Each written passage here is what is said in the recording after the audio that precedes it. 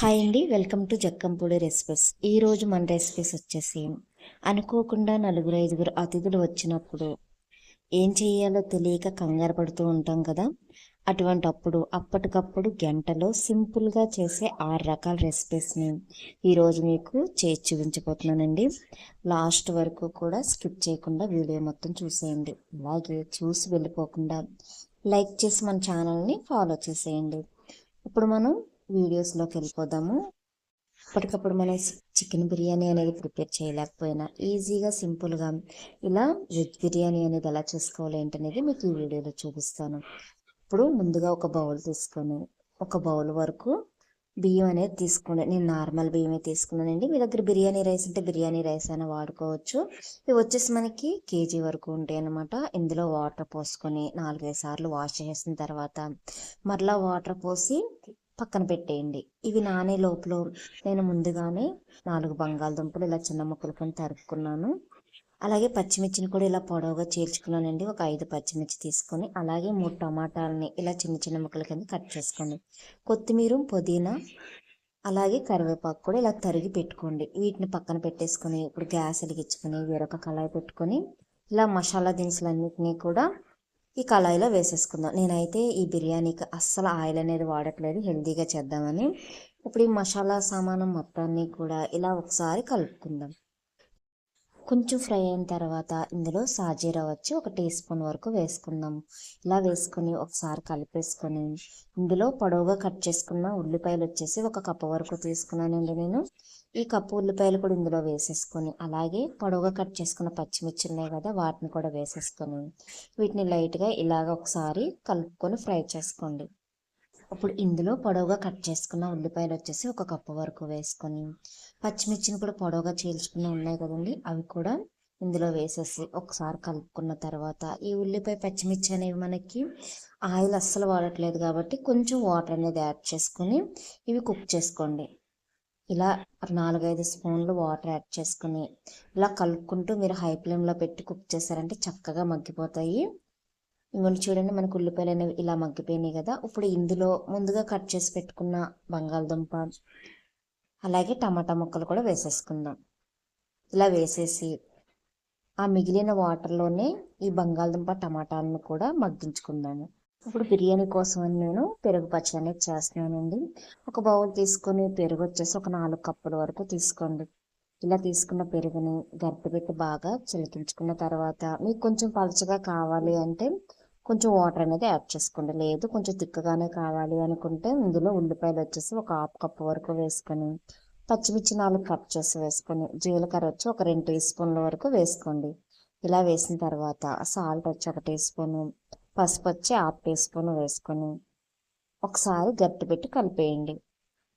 మనకి సింపుల్గా పెరుగు పచ్చడి అనేది ఈజీగా రెడీ అయిపోతుంది. చూడండి, 5 నిమిషాల్లో ఈజీగా పెరుగు పచ్చడి అనేది రెడీ అయిపోయింది. దీన్ని పక్కన పెట్టేసుకొని ఇప్పుడు మనకి ఈ ముక్కలు అనేవి మగ్గినవి లేదో చెక్ చేసుకుందాం. చూడండి, ఇవి కూడా మనకి మెత్తగా చక్కగా మగ్గిపోయినాయి కదా. ఇప్పుడు ఇందులో అల్లం వెల్లిపాయ పేస్ట్ వచ్చి ఒక 2 టీ స్పూన్ల వరకు వేసుకోండి. ఈ అల్లం వెల్లిపాయ పేస్ట్లో ఉన్న పచ్చి వాసన పోయే వరకు కూడా ఇలా కలుపుకుంటూ హై ఫ్లేమ్లో పెట్టేసి కుక్ చేయండి. హై ఫ్లేమ్లో పెట్టినప్పుడు మాత్రం ఒకటి గుర్తు పెట్టుకోండి, ఎందుకంటే కలుపుతూ ఉండాలన్నమాట, లేకపోతే అడుగంటిపోతుంది. ఇందులోనే కొత్తిమీర కొంచెం, పుదీనా కొంచెం అలాగే కరివేపాకు కూడా యాడ్ చేసుకొని ఒకసారి కలిపేసుకుందాం. ఇలా కలిపేసుకొని మనం రైస్ వచ్చేసి ఈ కప్పుతో 1 కప్పు వరకు తీసుకున్నాం కదండి. ఆ కప్పు బియ్యానికి వచ్చేసి 2 కప్పుల వరకు వాటర్ అనేది యాడ్ చేసుకోవాలి. మనం తీసుకునేది నార్మల్ బియ్యం కాబట్టి నేను 2 కప్పుల వరకు వాటర్ అనేది యాడ్ చేశాను. మీరు అదే బిర్యానీ రైస్ తీసుకుంటే కప్పుకి వచ్చేసి 1.5 కప్పు వరకు వాటర్ అనేది యాడ్ చేసుకుంటే సరిపోతుంది. అలాగే ఇందులో సాల్ట్ వచ్చి 2 టీ స్పూన్ల వరకు వేసుకొని మనకి సాల్ట్ అనేది సరిపోయిందో లేదో ఒకసారి చెక్ చేసుకోండి. పసుపు వచ్చేసి ఒక 1/2 టీ స్పూన్ వరకు వేసుకోండి. అలాగే పులుపు కోసం ఒక లెమన్ తీసుకొని ఇలా కట్ చేసుకుని రసం మొత్తాన్ని కూడా పిండేయండి. ఇందులోనే కమ్మటి పెరుగు వచ్చేసి 1 కప్పు వరకు తీసుకొని ఇందులో వేసేయండి. పెరుగు ఇలా నిమ్మరసం వేయడం వల్ల మనకి బిర్యానీ అనేది చాలా రుచిగా వస్తుంది. ఇలా వేసిన తర్వాత మొత్తం అంతటిని కూడా ఒకసారి మిక్స్ చేసేసుకుందాం. ఉప్పు అనేది సరిపోయిందో లేదో ఒకసారి చెక్ చేసుకొని మూత పెట్టేసి హై ఫ్లేమ్లో ఇలా మసలనివ్వండి. మనకి ఇలా ఒక పొంగు వచ్చి మసిలితే సరిపోతుంది. ఇప్పుడు ఒకసారి ఇలా కలుపుకొని మనం ముందుగా నానబెట్టి పెట్టుకున్నాం కదండి బియ్యం అనేవి, ఆ బియ్యం మొత్తాన్ని కూడా ఇందులో వేసేయండి. బియ్యం వరకే వేయండి, వాటర్ అనేది అస్సలు యాడ్ చేయొద్దండి. మనం వేసిన వాటర్ అనేది పర్ఫెక్ట్గా సరిపోతుంది. ఇలా యాడ్ చేసుకున్న తర్వాత రైస్ని కూడా ఒకసారి కలిపేసి ఇందులో లాస్ట్గా కొత్తిమీరని చల్లుకొని మూత పెట్టేసి హై ఫ్లేమ్లో ఒక 10 నిమిషాలు, లో ఫ్లేమ్లో ఒక 10 నిమిషాలు మగ్గించుకున్నారంటే చక్కగా మనకి వెజిటేబుల్ బిర్యానీ అనేది చాలా సింపుల్గా రెడీ అయిపోతుంది. ఇంకండి మూత పెట్టేసాను నేను. ఇప్పుడు మనం రెడీ అయిందో లేదో ఒకసారి చెక్ చేసుకుందాం. ఇది చూడండి, మనకి చక్కగా బిర్యానీ అనేది ఇలా పొడి పొడిలాడుతూ రెడీ అయిపోతుంది అనమాట. మనకి పావు గంటలో ఈ బిర్యానీ అనేది రెడీ అయిపోతుంది. చూసారుగా, అస్సలు కంగారు పడే పని లేకుండా ఈజీగా ఇలా వెజిటేబుల్ బిర్యానీ అనేది రెడీ చేసేయచ్చు. కొంచెం కొత్తిమీరని చల్లుకొని మూత పెట్టేసి పక్కన పెట్టేయండి. మనకు చక్కగా ఇలా రెడీ అయిపోతుందండి వెజిటేబుల్ బిర్యానీ అనేది. ఇప్పుడు మనం ఈ బిర్యానీని పక్కన పెట్టేసుకొని ఇప్పుడు మనం ఇందులోకి షేర్వా అనేది ప్రిపేర్ చేసుకుందాం. చాలా సింపుల్ షేర్వా అనమాట. మనకి ఇంట్లో ఉన్న వాటితోనే ఈజీగా ప్రిపేర్ చేసుకోవచ్చు. అది ఎలాగా ఏంటి అనేది కూడా ఇప్పుడు మీకు చూపిస్తాను. ముందుగా గ్యాస్ వెలిగించుకొని ఒక బౌల్ పెట్టుకొని ఇందులో నువ్వులు వచ్చేసి ఒక 3 టీ స్పూన్ల వరకు వేసుకోండి. వీటిని చిటపటలాడేటట్టు ఇలా దోరగా వేయించుకోవాలి. ఇవి దోరగా వేగిన తర్వాత వీటిని తీసేసి ఒక బౌల్లోకి వేసుకుందాం. ఇప్పుడు అదే కళాయిలో పల్లీలు వచ్చేసి ఒక 1/2 కప్పు వరకు తీసుకోండి. ఈ పల్లీలను కూడా కొంచెం కలర్ చేంజ్ అయ్యే వరకు కూడా దోరగా వేయించుకోవాలి. ఇవి కూడా మనకి ఇలా దోరగా వేగిన తర్వాత తీసేసి ఒక బౌల్లోకి వేసుకొని అదే కళాయిలో ఆయిల్ వచ్చి 1 టీ స్పూన్ వేసుకొని 2 ఉల్లిగడ్డలను ఇలా పొడవుగా కట్ చేసి వేసుకోండి. వీటిని లైట్గా ఇలా ఫ్రై చేసుకొని టమాటాలు వచ్చేసి మీడియం సైజు టమాటాలు ఒక 2 తీసుకొని ఇలా పొడవుగా కట్ చేసుకొని వీటిని కూడా ఇందులో వేసేసుకొని ఈ టమాటాలు ఉల్లిపాయలను హాఫ్ బాయిల్ చేసుకోండి. అంటే మనకి సగం వరకు బాయిల్ అయితే సరిపోతుంది, మరీ ఎక్కువ బాయిల్ అవనవసరం లేదు. ఇందులోనే అల్లం వెల్లిపాయ పేస్ట్ వచ్చి ఒక 2 టీ స్పూన్ల వరకు వేసుకోండి. ఇప్పుడు మనకి ఈ టమాటాలు ఉల్లిపాయలు అలాగే అల్లం వెల్లిపాయ పేస్ట్లో ఉన్న పచ్చివాసన మొత్తం పోయే వరకు ఇలా కలుపుకుంటూ హై ఫ్లేమ్లో పెట్టేసి మంచిగా కుక్ చేసేయండి. చూడండి, మనకి ఇలా రెడీ అయిపోతుంది అనమాట. ఇలా రెడీ అయిపోయిన వీటిని కొంచెం చల్లార్చుకొని ముందుగా వేయించుకున్న నువ్వులు, ముందుగా వేయించుకున్న పల్లీలు ఇందులో వేసేసి మిక్సీలో పేస్ట్ కింద పట్టేద్దాం. ఇప్పుడు వేరొక కళాయి పెట్టుకొని గ్యాస్ వెలిగించుకొని అందులో ఒక 2 టీ స్పూన్ల వరకు ఆయిల్ వేసుకొని యాలకులు వచ్చేసి ఒక 2, లవంగాలు వచ్చేసి ఒక 2, అనాస పువ్వు వచ్చేసి 1, దాల్చిన చెక్క వచ్చేసి చిన్న పలుకు వేసుకొని మరాఠీ మొగ్గ కూడా ఒకటి వేసుకొని ఇలా లైట్గా ఫ్రై చేసుకున్న తర్వాత ఇప్పుడు మనం పేస్ట్ చేసి పెట్టుకున్న నువ్వులు, పల్లీలు, టమాటా, ఉల్లిపాయ పేస్ట్ని ఇందులో వేసేయండి. ఇలా వేసేసి ఆయిల్ పైకి తేలే వరకు కూడా ఈ పేస్ట్లో ఉన్న పచ్చివాసన పోయే వరకు కూడా ఇలా కలుపుకుంటూ ఫ్రై చేసుకుందాం. చూడండి, ఇది మొత్తం కూడా చక్కగా ఇలా ఫ్రై అయిపోయి మనకి ఆయిల్ పైకి తేలిన తర్వాత ఇందులో సాల్ట్ వచ్చేసి 1 టీ స్పూను, అలాగే పసుపు వచ్చేసి 1 టీ స్పూను, కారం వచ్చి ఒక 2 టీ స్పూన్ల వరకు వేసుకోండి. మీరు కారం తక్కువ తినేవారైతే కొంచెం తగ్గించి యాడ్ చేసుకోవచ్చు. కానీ మనం ఇందులో పచ్చిమిర్చి అనేవి అస్సలు యాడ్ చేయలేదు కాబట్టి కారం అనేది 2 టీ స్పూన్ల వరకు వేసుకోండి. ఇప్పుడు పసుపు కూడా యాడ్ చేసుకొని ఇందులోనే జీరా పౌడర్ వచ్చేసి 1 టీ స్పూన్ వరకు వేసుకొని ఒకసారి కలిపేసుకుందాం. అలాగే మీ దగ్గర ధనియా పౌడర్ ఉంటే ధనియా పౌడర్ కూడా 1 టీ స్పూన్ వరకు వేసుకోండి. మీ దగ్గర చికెన్ మసాలా కానీ బిర్యానీ మసాలా కానీ ఉంటే 1 టీ స్పూన్ వరకు యాడ్ చేసుకొని ఇలా మొత్తం బాగా కలిపేసుకున్న తర్వాత ఈ మసాలాలతో ఈ పేస్ట్ మొత్తం కుక్ అయిన తర్వాత 1 గ్లాస్ వరకు వాటర్ అనేది యాడ్ చేసుకోండి. ఎందుకంటే మనకి మరీ తిక్కుగా ఉంది కదండి, ఇలా తిక్కుగా కాకుండా కొంచెం పలుచగా ఇలా చేసుకొని ఈ వాటర్ మొత్తం కూడా కుక్ అయిపోయి మనకి గ్రేవీ అంతా ఇలా వచ్చేయాలన్నమాట. చూడండి, ఇలా కొంచెం తిక్కుగా అయ్యే వరకు కూడా ఈ గ్రేవీని కుక్ చేసుకొని లాస్ట్గా కొత్తిమీరని చల్లుకొని ఒక బౌల్లో సర్వ్ చేసుకుంటే ఈజీగా సింపుల్గా హెల్దీగా మనకి షేర్వా అనేది రెడీ అయిపోతుంది. చికెన్, మటన్, ఫిషే కాదండి, ఇలా హెల్దీగా కూడా ఇంట్లో షేర్వా అనేది ఈజీగా హెల్దీగా చేసేసుకోవచ్చు. మరి ఇంకెందుకు కలిసి మీరు కూడా ట్రై చేసేయండి. ఇప్పుడు మన నెక్స్ట్ రెసిపీ వచ్చేసి మనం బిర్యానీలోకి షేర్వా చేసాం, పెరుగు పచ్చడి చేసాం. మరి వైట్ రైస్లోకి చట్నీ ఏదన్నా ఉండాలి కదా. ఇలా చట్నీ అనేది సింపుల్గా హెల్తీగా ఎలా చేసుకోవాలో మీకు ఇప్పుడు ఈ వీడియోలో చూపిస్తాను. ముందుగా గ్యాస్ వెలిగించుకొని ఒక బౌల్ పెట్టుకొని ఇందులో నువ్వులు వచ్చేసి ఒక 4 టీ స్పూన్ల వరకు తీసుకోండి. ఈ నువ్వుల్ని ఇలా లైట్గా వేయించుకుంటూ చిటపట్లాడే వరకు కూడా వేగనివ్వాలి. ఇవి దోరగా వేగిన తర్వాత తీసి పక్కన పెట్టేసుకొని ఒక కప్పు వరకు పల్లీల్ని ఇందులో వేసేయండి. మనకి ఇవన్నీ ఇంట్లో దొరికేవేనండి, మనం బయటికి వెళ్ళే పని లేదు. చుట్టాలు వచ్చి ఇంట్లో కూర్చున్న గంటలో ఈజీగా ఇవన్నిటిని తయారు చేసేయచ్చు. ఈ పల్లీలు కూడా చక్కగా ఇలా వేగిపోయినాయి కదా, వీటిని కూడా తీసేసి వేరొక బౌల్లోకి వేసేసుకుందాం. ఇప్పుడు వేరొక కళాయి పెట్టుకొని ఇందులో ఆయిల్ వచ్చేసి ఒక 3 టీ స్పూన్ల వరకు వేసుకోండి. పచ్చిమిర్చి వచ్చేసి ఒక 10 పచ్చిమిర్చిని ఇలా ముసుకులు తీసి వేసేయండి. టమాటాలు వచ్చి ఒక 1/2 కిలో వరకు ఇలా కట్ చేసుకొని ఇందులో వేసేసి గరిటె పెట్టి చక్కగా కలిపేసుకుందాం. ఇలా కలిపేసి చిన్న నిమ్మకాయ సాంత చింతపండు అలాగే కరివేపాకు కూడా యాడ్ చేసుకొని ఒకసారి కలిపేసి మూత పెట్టేసి లో ఫ్లేమ్లో పెట్టి మగ్గించేయండి. మనకు 10 నిమిషాల్లో చక్కగా మగ్గిపోతాయి. ఇంకా చూడండి ఇలా రెడీ అయిపోతాయి అన్నమాట. ఇందులో ఉన్న వాటర్ మొత్తం కుక్ అయిపోయి ఇప్పుడు ఒక మిక్సీ బౌల్ తీసుకొని ఇందులో నువ్వులు, వేయించి పెట్టుకున్న పల్లీలు, జీలకర్ర వచ్చేసి ఒక 2 టీ స్పూన్ల వరకు వేసుకోండి. ఇలా వేసుకొని సాల్ట్ వచ్చి ఒక 2 టీ స్పూన్ల వరకు వేసుకోండి. అలాగే పసుపు వచ్చి ఒక టీ స్పూన్ వేసుకొని మూత పెట్టేసి మిక్సీ పట్టేయండి. ఎందుకంటే టమాటాలు కూడా యాడ్ చేశారంటే మనకి పల్లీలు అనేవి నలగవు. అందుకనే ముందుగా ఇలా పౌడర్ లాగా చేసుకొని నెక్స్ట్ వచ్చేసి మనకి టమాటాలు ఇవి వేయించినవి ఉన్నాయి కదండి, ఈ లోపల చల్లారుతాయి కదా, వీటిని కూడా ఇందులో వేసేసుకొని ఇప్పుడు మనం 2 తిప్పులు అనేవి తిప్పుదాం మిక్సీని. ఎందుకంటే మనకి ఎక్కువ మెత్తగా ఉన్నా కానీ రైస్లోకి అంత బాగోదు. ఇంకా చూడండి మనకి చట్నీ అనేది కూడా ఇలా రెడీ అయిపోయింది అనమాట. మీకు పోపు పెట్టుకోవాలంటే పెట్టుకోవచ్చు, లేదా డైరెక్ట్గా ఇలా అయినా సరే రైస్లో వేసుకొని లాగించేయచ్చు. కానీ మనకి ఇంటికి వచ్చిన అతిథుల కోసం కాబట్టి మనం పోపు అనేది ఇందులో వేసాడు. నేను పోపు పెట్టిన వీడియో అనేది మిస్ అయిందండి. ఒక కళాయి పెట్టేసుకుని అందులో ఆయిల్ వేసుకొని పోపు దినుసులు ఎండుమిర్చి కరివేపాకు వేసుకొని వేగిన తర్వాత ఇలా పచ్చడి మీద వేసేయండి. అంతేనండి, మనకి కమ్మటి పచ్చడి అనేది రెడీ అయిపోతుంది. మనం వైట్ రైస్లోకి ఒక పచ్చడితోనే పెట్టాం కాబట్టి ఇలా కమ్మటి పప్పు అనేది 10 నిమిషాలు ఎలా చేసుకోవాలి ఏంటనేది కూడా ఇప్పుడు మీకు ఈ వీడియోలో చూపిస్తాను. ఒక కుక్కర్ తీసుకొని ఇందులో కందిపప్పు వచ్చేసి ఒక అరకప్పు వరకు వేసుకొని వాటర్ పోసుకొని, అలాగే పచ్చిశనగపప్పు వచ్చేసి ఒక 1/2 కప్పు వరకు వేసుకొని ఈ పప్పులు రెండింటిని కూడా ఇలా బాగా కడిగేయండి. ఒక 4 సార్లు కడిగేసిన తర్వాత వాటర్ మొత్తం తీసేసి ఇందులో టమాటాలు వచ్చేసి ఒక 4-5 టమాటాలని ఇలా కట్ చేసి వేసుకొని పొడవుగా చీల్చుకున్న పచ్చిమిర్చిని కూడా వేసుకొని ఇందులోనే సాల్ట్ వచ్చేసి ఒక 2 టీ స్పూన్ల వరకు వేసుకోండి. మీ దగ్గర గల్లులుప్పు ఉంటే గల్లులుప్పు అయినా వేసుకోవచ్చు. కారం వచ్చేసి ఒక టీ స్పూను, పసుపు వచ్చేసి ఒక 1/2 టీ స్పూన్ వరకు వేసుకొని మెంతిపిండి వచ్చేసి ఒక 1/2 టీ స్పూన్ వరకు వేసుకోండి.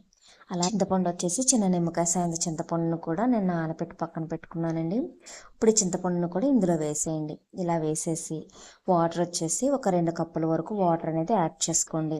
మీకు చేతి కొలతలతో ఈజీగా చెప్తాను. ఇదిగోండి మనకి చేతికి ఈ మధ్య వేళ్ళు ఉంటాయి కదా, ఈ గీతల వరకు మీరు వాటర్ పోసుకున్నారంటే మనకి పప్పు అనేది పొంగదు, అలాగే అడుగు మాడిపోకుండా చక్కగా కుక్ అయిపోతుంది అనమాట. ఇదిగోండి ఈ గీతల వరకు.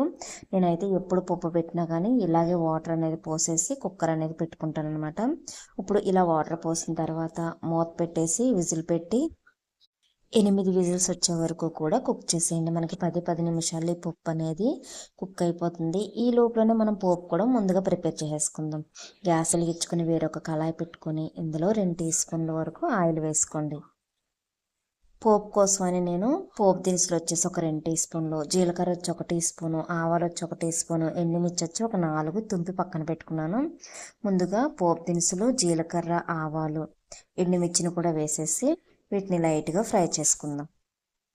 ఇవి కొంచెం ఫ్రై అయిన తర్వాత ఉల్లిపాయలు వచ్చేసి పొడవుగా చీల్చుకున్నవి ఒక 1/2 కప్పు వరకు వేసుకొని వీటిని కూడా ఇలా దోరగా ఫ్రై చేసేయండి. పప్పుకి ఎప్పుడైనా ఉల్లిపాయలు అనేవి ఇలా దోరగా వేయించుకుంటే చాలా బాగుంటుంది. అలాగే కరివేపాకు వచ్చి 2 రెమ్మల వరకు వేసుకొని ఈ కరివేపాకులో ఉన్న చిటపట్లు ఆగిపోయే వరకు కూడా ఇలా ఫ్రై చేసేయండి. మనకి పోపు అనేది ఇలా రెడీ అయిపోయింది కదా. ఇప్పుడు మనం ముందుగా కుక్ చేసి పక్కన పెట్టుకున్నాం పప్పులో ఈ పోపు మొత్తాన్ని కూడా వేసేసుకుందాం. చూడండి మనకి పప్పు అనేది చక్కగా ఇలా రెడీ అయిపోతుంది అనమాట.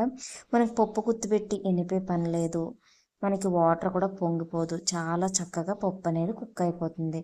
ఈ పోపు మొత్తాన్ని ఇందులో వేసేసి కలిపేసుకొని ఒక బౌల్లో సర్వ్ చేస్తే కమ్మటి టమాటా పప్పు అనేది రెడీ అయిపోయింది. 10 నిమిషాల్లో ఈజీగా వచ్చిన చుట్టాలకు కూడా గంటలో ఈజీగా ఈ తాళి అన్నిటిని కూడా రెడీ చేసేయచ్చు. ఇప్పుడు ఈ పప్పును కూడా పక్కన పెట్టేసుకొని మనకి వైట్ రైస్లోకి టమాటా చట్నీ అలాగే ఈ పప్పు కూడా ఉంది కదా. ఇప్పుడు మనం నోరు తీపి చేయడానికి ఏదో ఒక స్వీట్ రెసిపీ ఉండాలి కదండి. ఈజీగా బెల్లం పాలతో రెండు ఇంగ్రీడియంట్స్తో ఇలా రసగుల్లా అనేది ఇంట్లోనే 10 నిమిషాలు ఎలా చేసుకోవాలి ఏంటనేది కూడా ఇప్పుడు మీకు చూపిస్తాను. చాలా ఈజీ ప్రాసెస్ అండి. చూడండి, ఇలా పట్టుకుంటే చాలా చక్కగా జ్యూసీగా చాలా మెత్తగా ఉంటుంది. నోట్లో ఇలా వేసుకుంటే అలా కరిగిపోతుంది అనమాట. ఇప్పుడు గ్యాస్ వెలిగించుకొని ఒక కళాయి పెట్టుకొని ఇందులో 1 లీటర్ వరకు పాలు అనేవి యాడ్ చేసుకోండి. ఇలా పాలు యాడ్ చేసుకొని ఈ పాలు మొత్తాన్ని కూడా ఒక పొంగు వచ్చే వరకు వేడి చేసుకోవాలన్నమాట. హై ఫ్లేమ్లో పెట్టేస్తే మీరు దగ్గరుండి గరిటె పెట్టి కలుపుకుంటూ కుక్ చేసుకోవాలి, ఎందుకంటే పొంగిపోయే అవకాశం ఉంది. ఇవి ఒక పొంగు వచ్చే లోపల ఇప్పుడు మనం ఈ లీటర్ పాలకు వచ్చేసి నేను 2 కప్పుల వరకు బెల్లం అనేది తీసుకున్నాను. మీరు షుగర్తో అయినా చేసుకోవచ్చు, కానీ బెల్లం హెల్దీ కాబట్టి నేను బెల్లం అనేది తీసుకున్నానండి. లీటర్ పాలకు వచ్చి ఇదిగోండి 2 కప్పుల వరకు బెల్లం అయితే సరిపోతుంది, కానీ షుగర్ ఎక్కువ తినలేరు వారు కొంచెం తగ్గించి యాడ్ చేసుకోండి. అదే కప్పుతో 2 కప్పుల వరకు వాటర్ అనేది యాడ్ చేసుకొని బాగా కలిపేసుకొని ఇప్పుడు మనం గ్యాస్ పైన ఈ బౌల్ అనేది పెట్టేసుకుందాం. ఇలా గ్యాస్ పైన పెట్టేస్తే మనకి గడ్డలు అనేవి తొందరగా కరిగిపోతాయి. అలాగే ఇది చిక్కబడే లోపల మనకి పాలు అనేవి కూడా ఎంతవరకు వచ్చినాయి ఏంటనేది ఒకసారి చెక్ చేసుకుందాం. ఇంకోండి, పాలు అనేవి మనకి ఇలా మీగడగట్టి చక్కగా ఇలా మరుగుతూ ఒక పొంగు అనేది రావాలన్నమాట. ఇలా వచ్చిన అమ్మటిని మనం గరిటె పెట్టి ఒకసారి కలిపేసుకొని ఇవి ఇరగొట్టడానికి మనకి నిమ్మకాయ కానీ లేదా వెనిగర్ కానీ రెండిట్లో ఏదైనా యూస్ చేసుకోవచ్చు. వెనిగర్ అయితే ఒక చిన్న గ్లాస్ వరకు తీసుకొని హాఫ్ గ్లాస్ వాటర్ కలుపుకొని ఇందులో కొంచెంగా యాడ్ చేసుకుంటూ పాలని విరగొట్టాలి. మీ దగ్గర వెనిగర్ లేకపోతే ఇదిగోండి ఇలా నిమ్మకాయ అనేది తీసుకొని ఇందులో ఉన్న గింజలు తీసేసి ఈ రసాన్ని మొత్తాన్ని కూడా ఇలా పిండేయండి. మనకి 3 పీసుల వరకు లెమన్ అనేది పడుతుందండి, ఎందుకంటే మనకి లీటర్ పాలు కాబట్టి కొంచెంగా ఇలా యాడ్ చేసుకుంటూ కలుపుకుంటూ పాలను విరగొట్టాలి. ఒకేసారి మొత్తం యాడ్ చేయకోకుండా. మనకి పాలు అనేవి కూడా ఒక్కసారి విరిగిపోవు అనమాట, కొంచెంగా విరుగుతాయి. కానీ చాలా సింపుల్ ప్రాసెస్, 10 నిమిషాలు ఈజీగా అయిపోతుంది మీరు హై ఫ్లేమ్లో పెట్టారంటే. చూడండి, మనకి పాలు అనేవి విరిగిపోయింది చూసారా. మనకి పాలు వాటర్ సెపరేట్ అయిపోవాలన్నమాట. ఇప్పుడు మీకు వీడియోలో చూపిస్తాను. మనం ఇలా పట్టుకుంటే వాటర్ అనేది ఇలా సెపరేట్ అయిపోవాలి. ఇప్పుడు ఈ పాలని దింపేసి ఇది కొంచెం చల్లారిన తర్వాత వేరొక బౌల్ తీసుకొని ఇలా కాటన్ క్లాత్ కానీ లేదా పల్చటి చున్నీ కానీ ఇలా బౌల్ మీద వేసేయండి. వేసేసి ఇప్పుడు మనం కాచి విరగొట్టుకున్న పాలని ఈ క్లాత్లో వేసేసి వడకట్టేసుకుందాం.